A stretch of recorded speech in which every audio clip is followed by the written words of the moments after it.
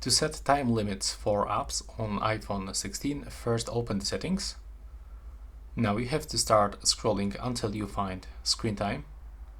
And right here you have to go for app limits. Tap on it and click to add limit. Now let's say that I want to add limit for games.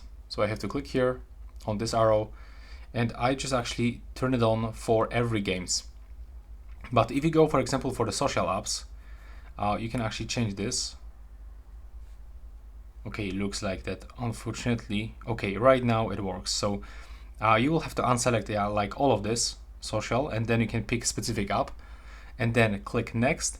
And here you can pick the time of the usage that you will allow for every day. So you can get, for example, 7 hours for, like, I don't know, Tuesday. But for the Monday, you can actually allow for 11 hours. And that's how you can do this for every day. And yeah, you can just click add and now it will disappear here. If you want to remove this limit, you will have to open it and then click to delete. And that will be all. Thanks for watching. And right now, please subscribe.